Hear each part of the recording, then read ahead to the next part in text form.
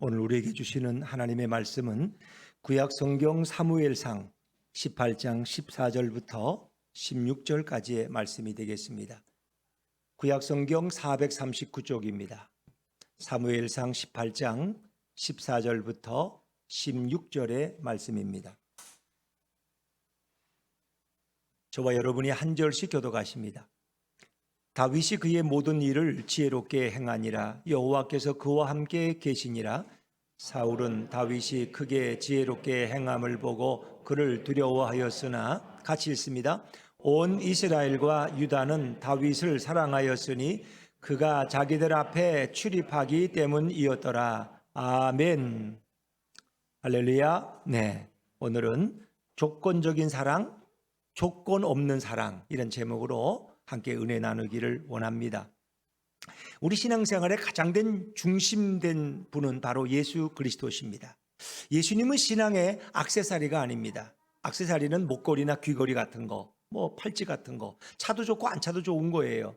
근데 예수님은 그런 액세서리가 아니시고 우리의 전부가 되십니다.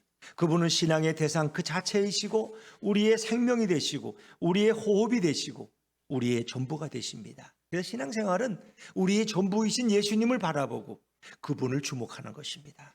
우리 예수분교회 성도들은 늘 예수님만 바라보시기를 주의 이름으로 축원합니다. 우리 좌우의 분들과 이렇게 한번 인사하시죠. 우리 예수님만 바라봅시다. 시작. 예수님만 바라봅시다. 네. 우리 사회가 이렇게 격변기를 거치고 또 이렇게 개화되고 또 발전하면서 많은 좋은 축복들을 경험하지만 가장 아쉬운 것이 한 가지 있어요. 그것은 한국의 이혼율이 세계에서 두드러진다는 것입니다. 과거에 한 50년을 뒤돌아보면 무려 50년 전에 비해서 한 13배가 이혼율이 높아졌다고 하는 것입니다. 2013년 통계를 보면 한 해에 11만 쌍이 이혼했다. 2021년 작년의 통계를 보면 21만 3천 쌍이 결혼을 하고 10만 6,500쌍이 이혼을 했다. 거의 매일 300쌍이 이혼 도장을 찍고 있다는 것입니다. 이것은 OECD 국가 중에 첫 번째고 아시아에서도 타의 추종을 부러워하는 그런 통계입니다. 정말 안타까운 일이죠. 한 해 적어도 혼인한 세 부부 중에 한 쌍이 이혼을 하는데 거기에 더해진 것이 바로 황혼 이혼입니다. 60이 넘어서 70이 넘어서 또 이혼하는 분들이 점점 늘어간다고 하는 안타까운 소식을 우리가 듣습니다. 이 추세는 점점 이혼율이 높아지는 쪽으로 이동하고 있어서 가정 파괴가 심각하게 진행 중입니다. 그래서 앞으로 통계라는 것은 가정이 몇 가정이냐 이런 걸 따지지 않는 거예요. 그렇죠? 한 사람이 있는 가정, 둘이 있는 가정이 너무나 많다. 그래서 이제는 그런 분들도 가정으로 이제는 이렇게 규정을 해야 되지 않느냐, 이런 얘기들이 많이 논의되고 있다고 합니다. 조선시대의 결혼은 중매 결혼이죠. 얼굴도 한번 못 보고 있다가 부모님들 소개로 만나서 처음 얼굴 보고 그날 결혼하는 거예요. 그래도 그때는 또 나름대로 잘 살았어요. 근데 지금은 남녀가 서로 사랑해서 연애하고 데이트하고 자신들의 결정으로 결혼을 하지만 결혼하고 난 다음에 왜 서로 미워하고 왜 서로 믿지 못하고 왜 서로 지겨워서 바람을 피고 서로 원수가 되어서 남남이 되는 이런 비극을 경험하고 있느냐는 것. 이것은 어떤 문제인가? 결혼에 대한 개념이 잘못됐기 때문에 결혼이 지속되지 못하고 있다고 우리는 말할 수 있습니다. 결혼이란 서로 사랑받기 위해서 상대방에게 헌신과 복종만을 요구하게 되면 결혼의 피로감이 쌓이고 원망이 극도로 올라가서 결국 이혼에 이르게 됩니다. 사랑이 가득한 결혼은 서로 사랑을 받기 위해서 하면 안 되고 서로 사랑을 주기 위해서 우리는 결혼을 해야 합니다. 서로가 서로를 사랑할 때에 그 사랑의 기쁨과 만족은 매우 높고 단단하지만 지금처럼 사랑을 일방적으로 받기 위한 이기적이고 자아중심적인 결혼을 하면 깨어지는 것은 시간 문제라는 것입니다. 요즘 이혼은 결국 자신의 쾌락과 만족을 상대방에게 지나치게 요구하고 인생의 경랑 속에서 서로에게 대한 희생만 요구하고 신뢰를 쌓지 못하기 때문에 이혼은 당연한 사회적 결과물이 되어가고 있습니다. 사람들은 이혼을 통해서 자신의 더 나은 삶을 추구하고 더 나은 쾌락을 따라가고 더 안전한 삶을 헛되게 꿈꾸고 있지만 결국 그들에게 주어진 열매가 뭐예요? 삶이 더 불행해집니다. 더 아픈 고통이 찾아오고 더 불안한 삶의 결과가 이 사회 속에 번져가고 있는 것입니다.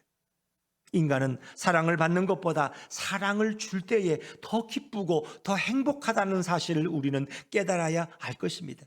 이거를 우리가 잘 모른다는 것입니다.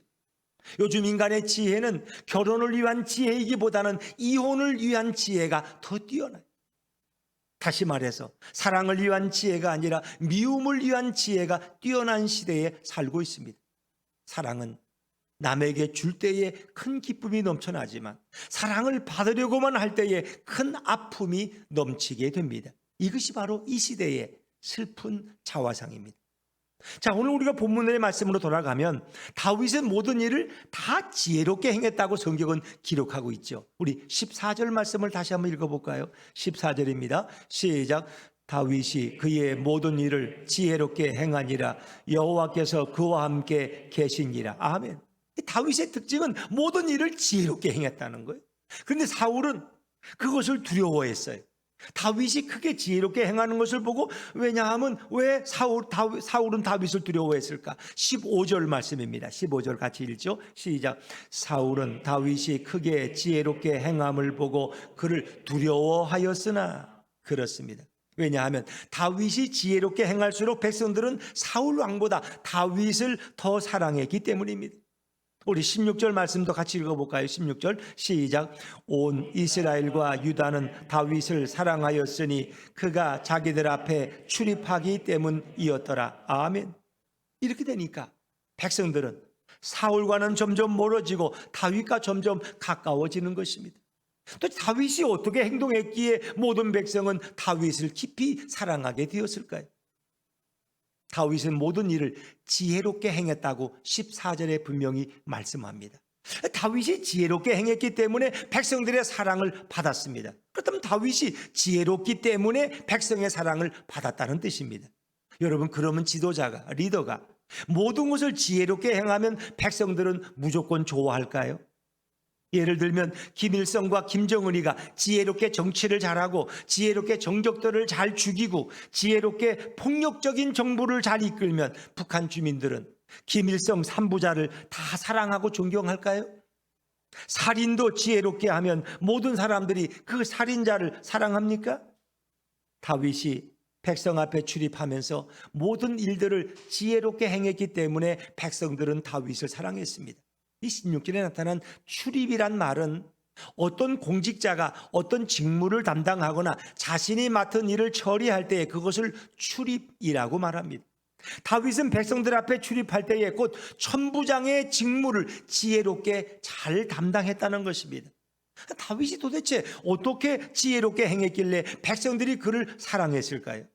백성들은 사울이 일반인보다 더 키가 크고 몸집이 더 튼튼하지만 머리는 더 나빴다고 생각했기 때문에 사울보다 다윗을 더 사랑했을까요? 아니면 사울은 평상시에 어리석게 행했기 때문에 사울을 미워하고 다윗은 어리지만 지혜롭게 행했기 때문에 다윗을 더 사랑했을까요? 그렇다면 다윗은 도대체 어떤 지혜를 가지고 있을까요? 백성들은 정치 지도자가 단지 머리가 좋고 지혜로우면 다 사랑합니까? 이것은 앞뒤가 맞지 않는 말입니다. 이것은 충분한 설명이 될 수 없습니다. 백성들은 무조건 똑똑하고 명철해서 무조건 지혜가 많고 노련하고 자기의 밥그릇을 잘 챙기는 뱀처럼 지혜로운 정치인이나 지도자를 사랑하지 않습니다. 그렇다면 이스라엘 백성들은 지혜로운 지도자를 무작정 좋아하는 이상한 백성인가요? 여러분, 사울왕도 한때는 지혜로운 지도자였습니다. 사울왕이 처음에 이스라엘의 초대 왕으로 제비 뽑혀서 왕이 되었을 때 사람들은 그를 다 무시했어요. 왜냐하면 사울의 지파는 베냐민 지파는 작은 지파고 또 사울의 가문은 별 볼 일 없는 가문이었어요. 그러니까 사울 왕을 왕으로 대우하지 않았어요. 근데 지혜로운 사울 왕은 자신에게 왕으로의 권위가 회복될 때까지, 기회가 올 때까지 그 수모를 감당하며 인내하며 침묵했습니다. 그렇게 조용한 시간을 보내면서 준비할 때 주변 국가들이 이스라엘을 공격해 오니까 사울이 군대를 이끌고 나가서 그 침략을 잘 막아내고 왕으로서 굳건한 지위에 오르게 되었습니다. 어찌 보면 사울 왕은 지혜로운 왕이에요. 그래서 백성들의 사랑도 한때는 사울 왕도 많이 받았어요. 다윗만 지혜롭게 행한 것이 아닙니다. 사울도 더 지혜롭게 행한 것이 하나둘이 아닙니다. 지혜로 따지면 사울 왕은 긴 재위 기간 동안 지혜로웠기 때문에 짧게 지혜를 행한 다윗보다 더 큰 사랑을 백성들에게 받을 자격이 있습니다. 그렇다면 도대체 다윗은 무엇 때문에 백성의 사랑을 받았을까요?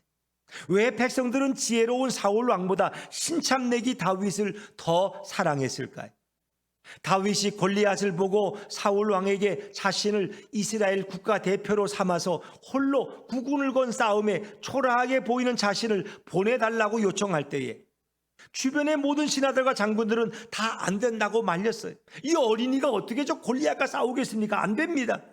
그런데 유독 사울 왕만은 시골 애송이 다윗의 말을 믿고 신뢰하고 그를 이스라엘 국가대표로 블레셋 국가대표 골리앗과의 싸움에 내보냈던 아주 뛰어난 안목과 판단력을 가졌던 인물이 이스라엘 왕 사울이었어요. 사울도 나름대로 참 지혜로운 사람이에요. 그런데 이스라엘 백성들은 이러한 사울 왕보다 왜 다윗을 더 사랑했을까? 사랑하는 여러분, 하나님께서 인간을 창조하셨습니다. 하나님이 왜 천지를 창조하시고 왜 인간을 창조하셨을까요? 하나님은 자신이 싫어하는 것은 창조하지 않으셨습니다. 하나님이 창조한 모든 것은 하나님 보시기에 다 좋았더라고 성경은 기록합니다. 해와 달을 만드시고 하나님 보시기에 좋았더라. 마지막 인간을 만드신 이는 하나님 보시기에 심히 좋았더라. 그러니까 하나님은 사랑하고 좋아하는 것들을 창조하셨어요. 하나님은 잘못되거나 싫어하는 죄와 사탄은 직접 창조하지 않으셨습니다. 죄와 사탄은 좋게 창조한 후에 스스로 변하여 타락해서 생긴 찌꺼기 같은 불순물이 바로 죄와 사탄입니다. 하나님은 모든 피조물을 다 사랑할 만한 것으로 아주 멋지고 보기 좋고 아름답게 창조하신 분입니다. 그 인간에게 하나님의 형상을 불어넣었어요. 자신의 형상을 인간에게 넣었기 때문에 하나님은 인간을 더 특별히 사랑하셨습니다. 하나님은 인간을 창조하시고 인간을 크게 사랑하셨습니다. 자, 문제는 이런 인간은 자신을 창조하신 하나님보다 어느 날부터 에덴 동산을 더 사랑하기 시작했어요. 하나님보다 자신을 더 사랑하기 시작했습니다. 인간의 타락은 이렇게 시작되었어요. 타락한 인간은 하나님을 조금만 사랑하는데도 조건적으로만 사랑했어요. 타락한 인간은 하나님의 사랑이 느껴질 때에는 하나님을 사랑했습니다. 하나님의 사랑이 잘 느껴지지 않으면 하나님을 대신해서 다른 우상을 섬겼어요. 그래서 그들이 시내산 밑에서 하나님이 보이지 않으니까, 구름 기둥이 보이지 않으니까 어떻게 해요? 금신상을 만들어 놓고 거기다 절하지 않습니까? 하나님의 사랑이 느껴지지 않으면 타락한 인간은 하나님을 더 이상 사랑하지 않았습니다. 타락한 인간들은 하나님의 사랑을 잊어버리고 하나님의 사랑의 차원을 인간의 사랑의 차원으로 끌어내렸습니다. 그리고 하나님의 사랑을 조건적인 사랑으로 이해하고 이기적인 사랑으로만 받아들이고 하나님의 사랑을 천박한 인간의 사랑으로 취급했습니다. 타락한 인간은 누군가 자신을 사랑하면 사랑으로 보답하지만 타락한 인간은 누군가 자신을 사랑하지 않으면 심지어 자신의 아내와 자식이라도 남처럼 무시하고 버릴 수 있는 자로 변질돼 버렸습니다. 오늘 본문으로 돌아오면 사울 왕도 이스라엘 백성들에게 지혜로운 왕이었습니다. 사울 왕도 하나님의 왕으로 기름 부음을 받을 때에 하나님이 주신 지혜가 충만했던 자입니다. 분명히 사울 왕도 지혜로운 왕이었지만 사울 왕은 그 지혜로 백성들을 사랑하기보다 자신을 더 사랑했습니다.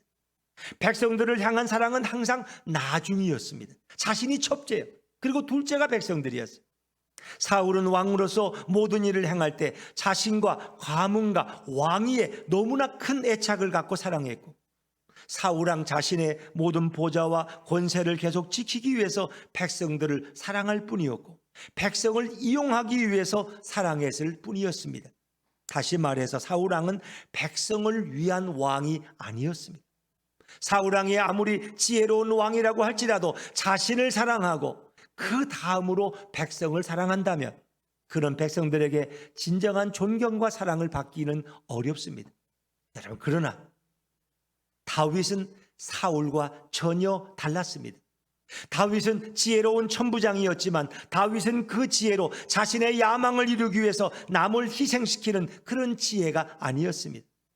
다윗은 하나님께서 주신 그 지혜로 먼저 백성을 사랑했습니다.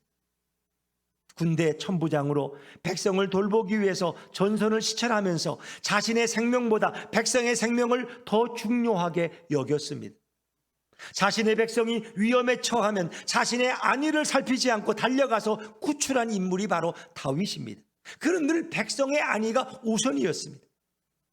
강하고 큰 적군을 만나면 일단 도망가고 피해서 자기 목숨을 부지하는 그런 장수, 선조대왕처럼 도망에 빨랐던 그런 인물이 아니라 자신과 부하가 비록 자꾸 연약해도 백성들을 사랑하는 마음에 크고 강한 적군과 싸움을 벌이는데 주저하지 않았던 인물이 바로 다윗이었습니다. 그때마다 하나님이 도우셔서 다윗은 승리했습니다. 다윗의 사랑은 자신을 위한 것이 아니라 백성을 위한 것이었고, 하나님의 백성을 사랑하고 돌보는 데 있어서 자신의 생명을 조금도 귀하게 여기지 않았습니다.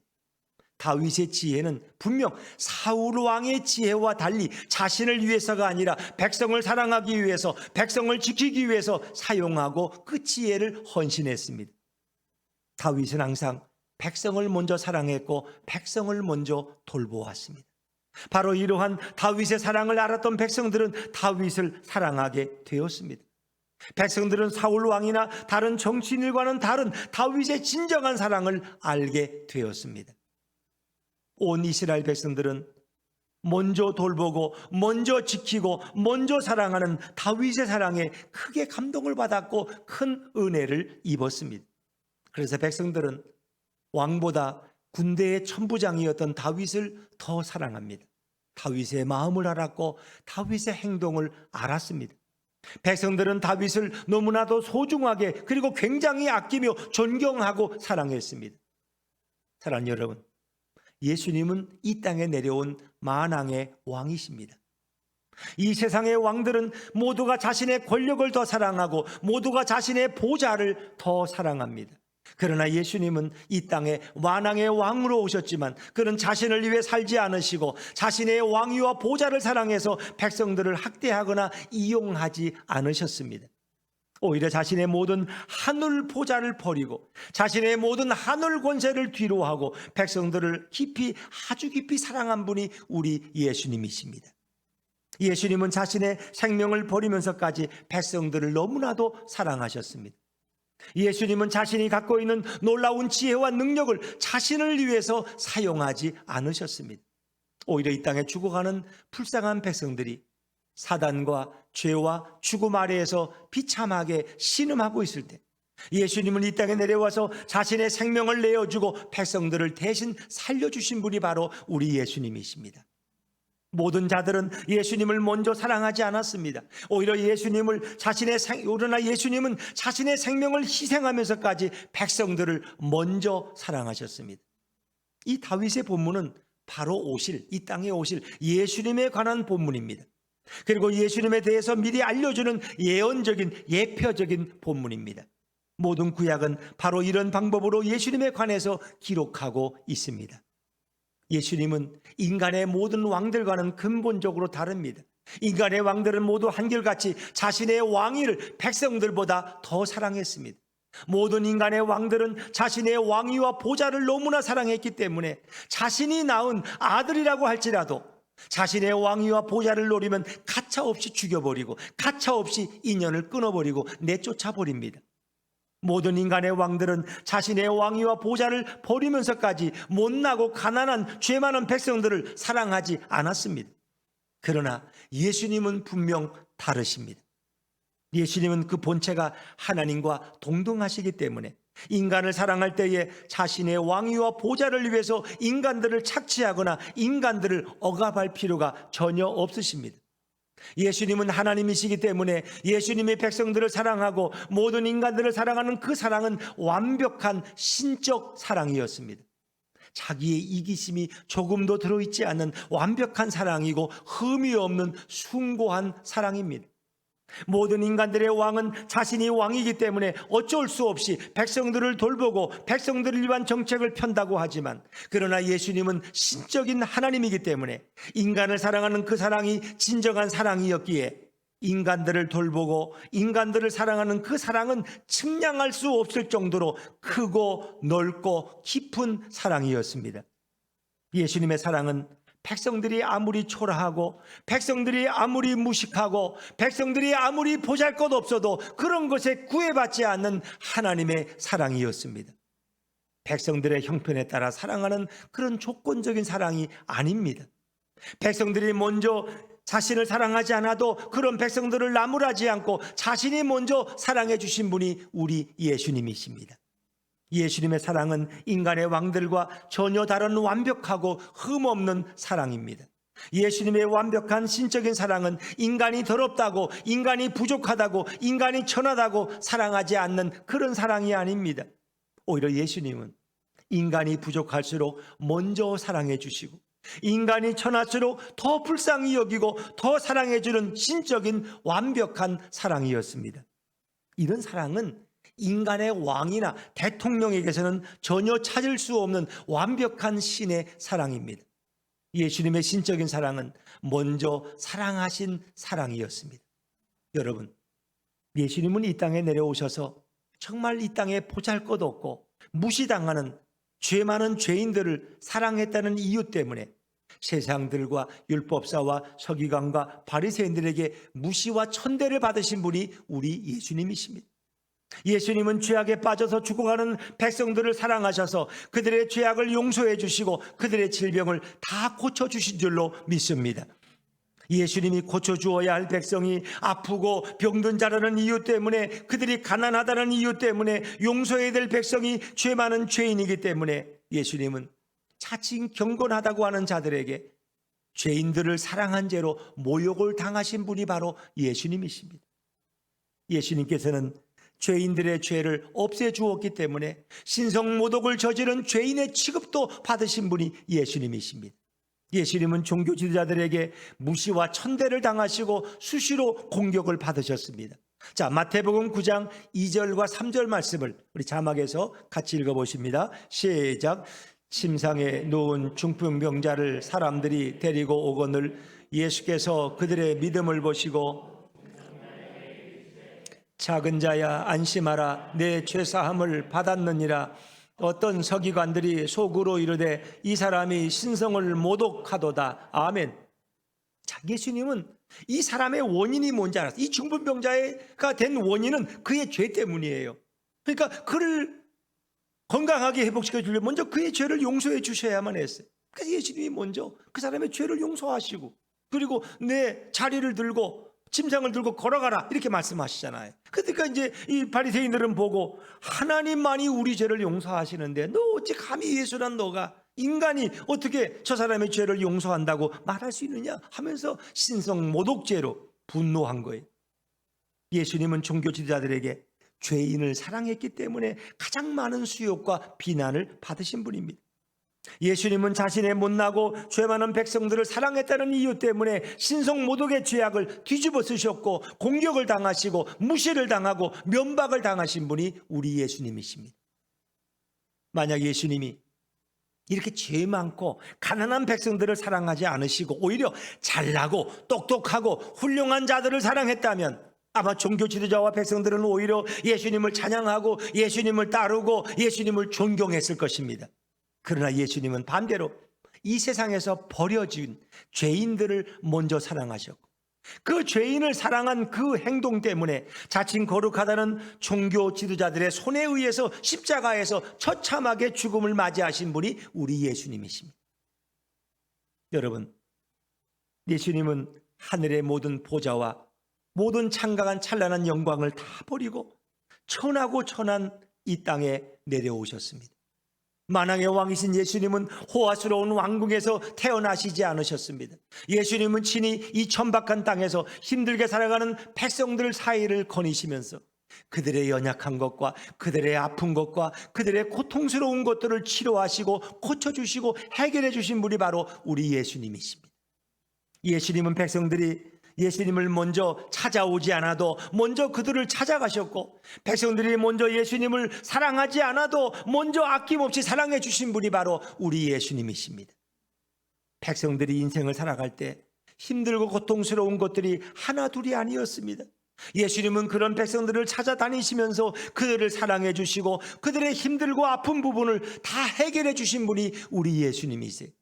자, 우리 마태복음 9장 35절 36절 2절 말씀을 자막에서 같이 읽습니다. 시작. 예수께서 모든 도시와 마을에 두루 다니사 그들의 회당에서 가르치시며 천국 복음을 전파하시며 모든 병과 모든 약한 것을 고치시니라. 무리를 보시고 불쌍히 여기시니 이는 그들이 목자 없는 양과 같이. 아멘. 그렇습니다. 예수님은 도시도 시골이든 따지지 않고 두루 다니셨어요. 무덥고 따가운 더위 속에서도 백성들 사이를 걸어 다니시면서 그들에게 천국의 복음을 전하시고 하나님의 사랑을 가르치시고 그들의 연약함을 치료하고 해결해 주셨습니다. 예수님은 모든 병과 모든 연약한 것을 일일이 다 고쳐주셨습니다. 왜냐하면 예수님은 백성들을 너무나도 사랑하셨기 때문입니다. 예수님의 사랑은 백성들 가운데 먼저 찾아가서 아프고 힘든 것을 고쳐주시는 큰 사랑이셨습니다.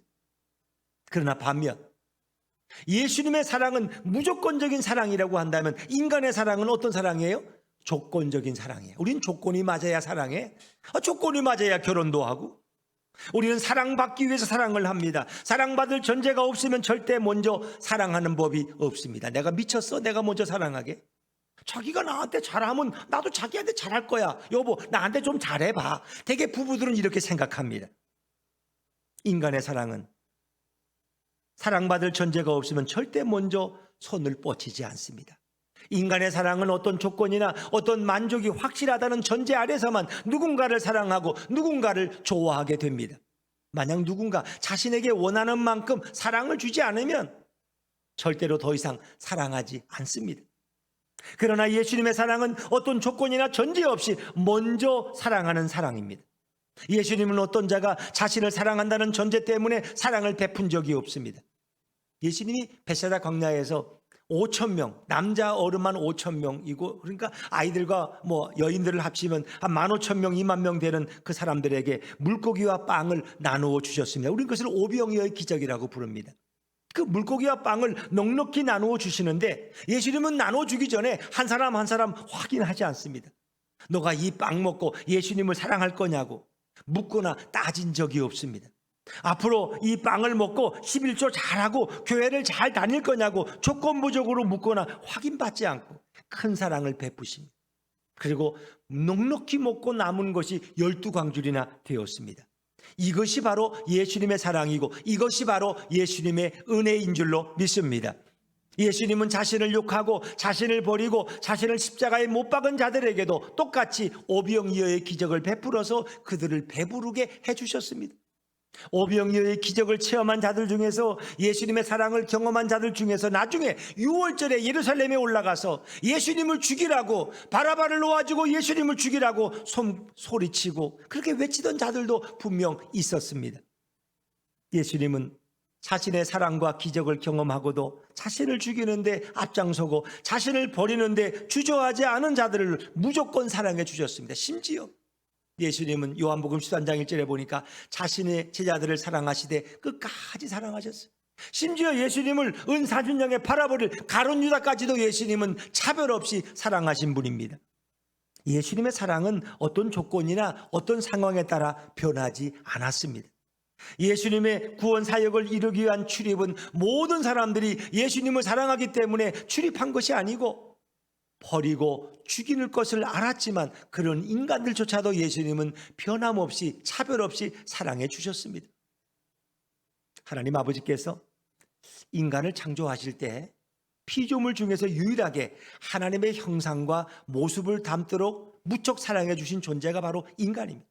그래서 하나님은 인간을 너무너무 사랑하셔서 창조하셨습니다.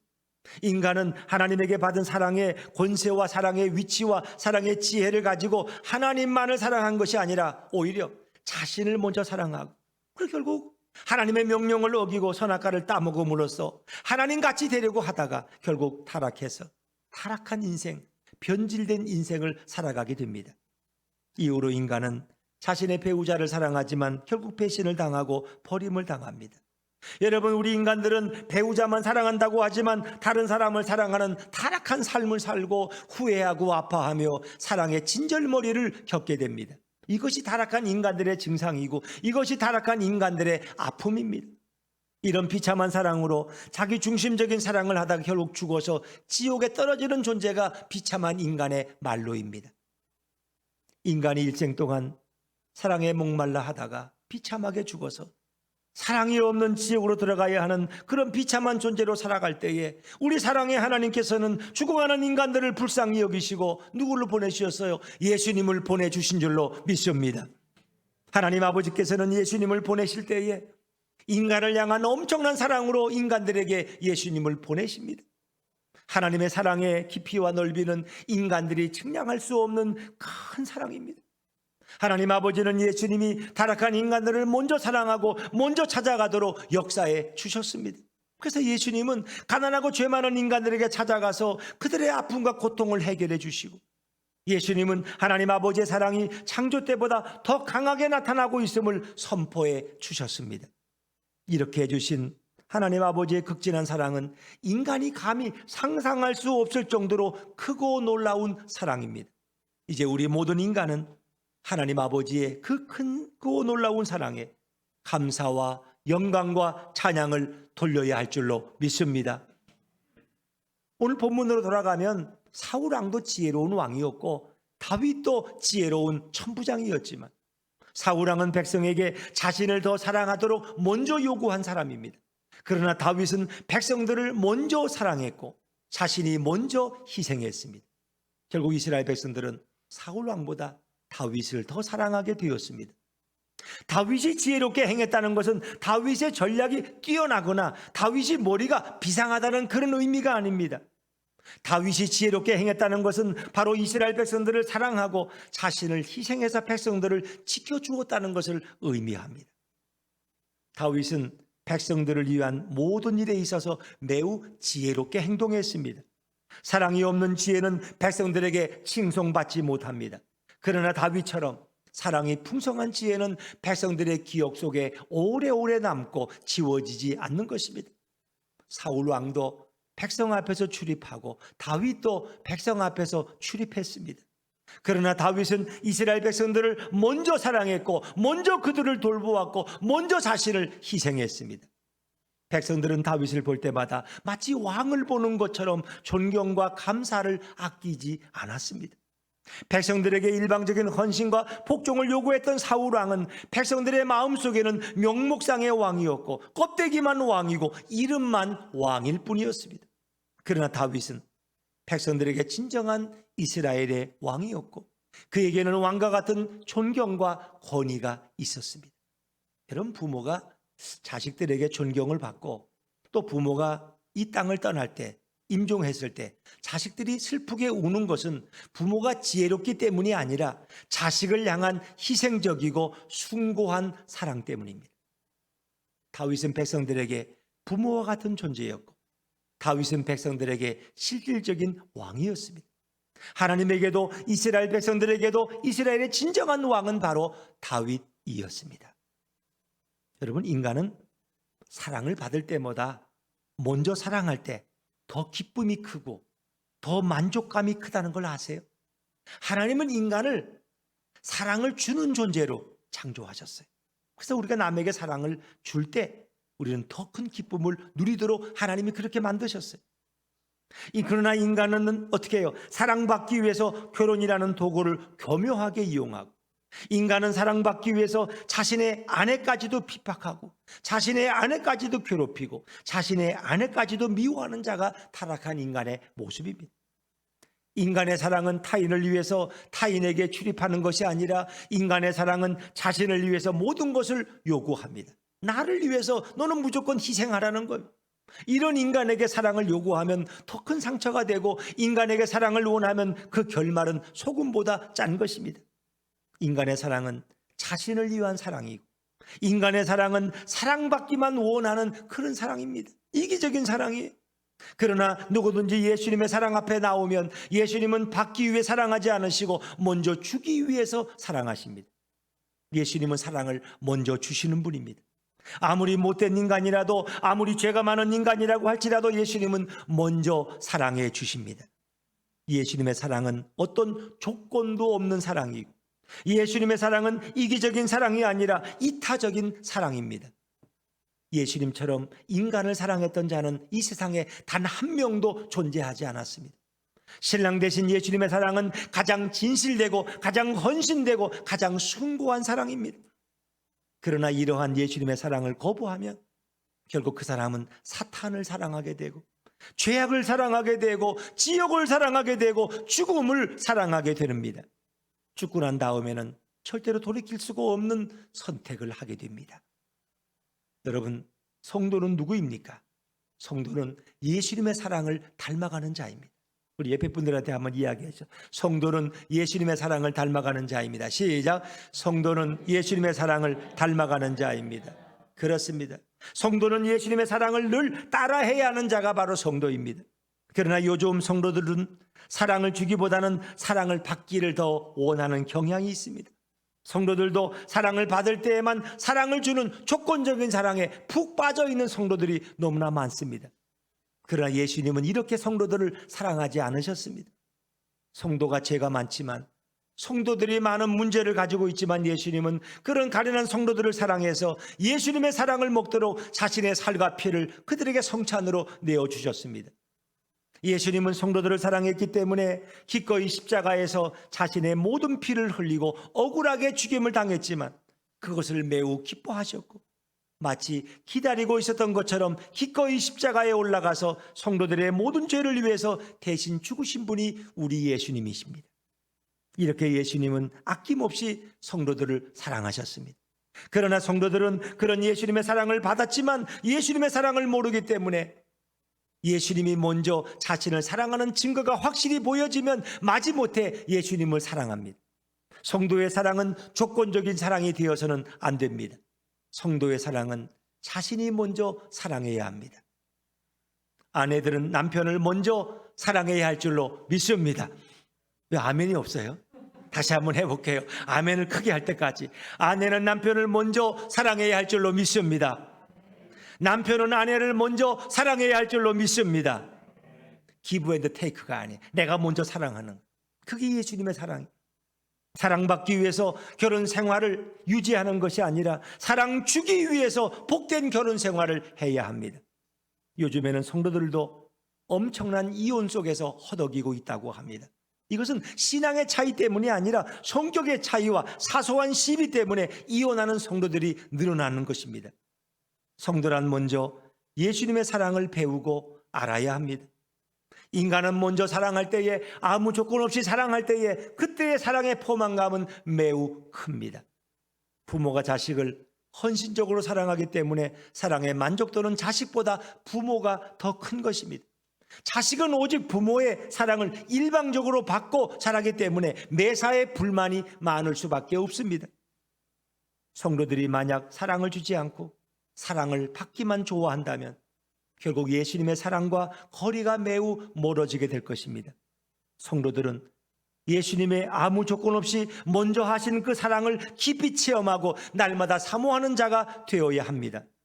성도가 예수님을 따라하면, 성도가 예수님의 사랑으로 자신의 인생을 살게 되면 그 성도는 예수님이 느낀 사랑의 만족과 기쁨을 느끼게 됩니다. 마치 그 성도는 날마다 천국에서 사는 것처럼 기쁨과 희락 속에서 살게 될 줄로 믿습니다. 이제 우리는 예수님처럼 조건적인 사랑을 버립시다. 그리고 먼저 아무 조건 없이 사랑하는 성도가 되어야 합니다. 예수님이 수천 년 동안 모든 자들에게 존경을 받는 것은 사랑을 받는 자가 아니라 사랑을 먼저 주셨기 때문입니다. 교회에 모이는 다수는 사랑을 받기 위해서 모입니다. 교회는 이들에게 많은 것을 해주어야 합니다. 이들을 위해서 교회의 소수가 사랑을 주기 위해서 헌신합니다. 사랑을 주는 소수는 교회 전체를 움직이는 원동력이고 에너지입니다. 사랑을 받는 다수는 교회의 손길을 필요로 하는 영적인 어린아이가 되고 성장해야 될 대상이 됩니다. 교회는 아무리 크든 작든 예수님의 사랑을 줄 수 있는 소수에 의해서 운영됩니다. 전 인류가 모두 사랑받기 원하는 삶을 살았지만 천국에서는 아무도 그런 자를 기억해 주지 않습니다. 그런 자는 오히려 지옥에 차고 넘칩니다. 그러나 예수님은 사랑을 먼저 주었던 유일한 분이지만 인류를 구원하셨고 모든 인간들을 얼마든지 천국으로 데리고 가실 수 있었습니다. 사랑받기 원하는 전 인류보다 사랑 주기 원했던 예수님 한 분이 더 중요하고 더 훌륭하신 분인 것을 믿으시길 바랍니다. 그래서 기독교는 직분구원론을 믿지 않고 철저히 배격합니다. 여러분, 직분구원론이 뭔지 아세요? 내가 목사이기 때문에 나는 구원은 아마 확실할 거야, 이렇게 믿는 거, 이게 직분구원론입니다. 직분구원론이란 지상교회에서 중요한 직분자는 천국에서도 구원을 받고 존귀한 대우를 받을 것이라고 착각하는 구원론입니다. 이렇게 착각한 자들이 바로 유대교의 랍비들과 천주교의 사제들입니다. 정통한 기독교는 직분구원론을 배격하고 바로 개인구원론을 주장합니다. 개인구원론은 예수님의 사랑을 받고 예수님을 사랑하고 이 땅의 사람들에게 예수님의 사랑을 나누어 주는 자가 예수님의 사랑을 입어서 구원을 받게 된다는 구원론입니다. 예수님의 사랑을 알고 그 사랑을 깨닫고 그 사랑을 나누는 자가 구원을 받게 된다는 구원론이 개인구원론입니다. 이제 우리는 교회에 나오는 이유가 자신을 사랑하고 자신의 비전과 욕망을 사랑하고 자신의 건강과 물질을 사랑해서 예수님을 도깨비 방망이처럼, 예수님의 이름만 부르면 모든 것이 다 해결되는 그런 도깨비 방망이처럼 필요로 하는 자는 예수님의 사랑을 조금도 깨닫거나 알지 못하는 불쌍한 자에 불과한 것입니다. 이제 교회에 나오는 우리의 이유가 예수님의 사랑을 깨닫고 예수님의 사랑을 실천하기 위해서 교회에 나오는 자는 예수님의 사랑을 갈구하고 예수님의 사랑을 마치 보물처럼 자신의 생명을 걸고 찾게 될 것입니다. 바로 이런 분이 예수님의 사랑의 맛을 아는 자이고, 이런 사람이 예수님의 가장 큰 사랑을 입은 이 시대의 진정한 예수님의 제자가 될 줄로 믿습니다. 이런 사람은 예배 때마다 예수님의 사랑을 맛보아서 비록 육신은 이 땅에 살지만 몸과 마음은 천국에 사는 것처럼 날마다 기쁨과 평안이 그에게 몰려오게 되는 것입니다. 이제 마지막 결론입니다. 예수님의 사랑을 맛보기 원하는 자들은 이 세상에 참으로 많습니다. 그러나 예수님의 사랑을 깊이 알기 원하지만 손가락으로 성경책을 넘기는 것을 하루 종일 이삿짐을 나르는 것보다 더 귀찮아하고 더 힘들어하게 되면 그런 사람은 몇십 년의 평생을 살아도 예수님의 사랑을 알 수가 없습니다. 교회를 평생 다녀도 예수님의 사랑을 맛보지 못하고 예수님의 사랑을 알지 못하고 교회 다니는 것을 마치 노인정 가는 것처럼 여기고 교회 다니는 것을 마치 자동으로 학교 가는 것처럼 가게 된다면 이것은 얼마나 슬픈 일이고 얼마나 가슴 찢어지는 일이겠습니까? 우리가 교회를 다니면서 예수님의 사랑을 깨닫고 예수님의 사랑을 체험해서 이 험한 세상에서 예수님의 사랑으로 인생의 모든 것을 살게 되면 기쁨과 환희와 평안이 밀물처럼 여러분의 삶 가운데 밀려올 줄로 믿습니다. 그렇게 하기 위해서 우리는 예수님의 사랑이 전부 기록된 성경을 창세기부터 계시록까지 깊이 날마다 읽어야 할 것입니다. 교회 다닌 날수보다 성경에 나타난 예수님의 사랑을 깨닫고 예수님의 사랑을 체험한 횟수가 더 많아지고 더 커지면 어떤 슬픔이 몰려와도 넉넉하게 이길 수 있습니다. 내 인생에 어떤 괴로움이 찾아와도 단번에 물리칠 수 있습니다. 예수님의 사랑이 어떤 사랑이고 예수님의 사랑이 얼마나 크고 예수님의 사랑이 얼마나 깊은지 자세히 정확히 알 수 있는 것이 바로 설교와 성경입니다. 설교는 지금 여러분 우리 모두가 듣고 있으니 이제는 성경을 읽어서 예수님의 사랑에 대한 개인적인 확신이 넘치시기를 바랍니다. 우리 인생에는 주기적으로 위기가 찾아옵니다. 그 위기 때에 인생이 무너지지 않으려면 성경에 나타나 있는 예수님의 사랑을 깊이 묵상해서 예수 사랑의 뿌리가 견고해지면 인생에 어떤 가뭄이 와도 어떤 폭풍우가 밀려와도 우리는 거뜬하게 견뎌낼 뿐 아니라 인생에 지친 자들에게 참된 피난처와 안식처가 될 수 있습니다. 우리 예수분교회 성도들은 바로 성경에 나타난 예수님을 깊이 아는 자들이기 때문에 뿌리 깊은 나무로 이 세상을 담대하게 살아갈 줄로 믿습니다. 세상이 주는 기쁨과 쾌락은 자주 변하지만 예수님이 주시는 사랑은 절대로 변하지 않고 영원히 빛날 것입니다. 예수님이 주시는 사랑은 자신을 바라보고 주목하는 자들에게 영원한 불빛과 만족이 되십니다. 이제 그 예수님의 사랑을 깨닫고 조건 없는 사랑으로 가족을 사랑하고 이웃을 사랑하고 성도를 사랑함으로써 예수님 주시는 평안과 기쁨 가운데 날마다 승리하는 우리 예수분께 성도님들 다 되시기를 주의 이름으로 축원합니다. 축원합니다. 우리 일어나셔서 십자가 그 사랑 함께 찬양하겠습니다.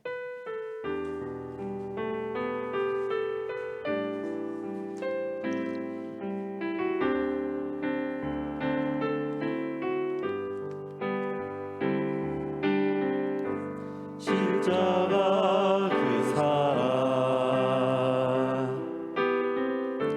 멀리 떠나서 무너진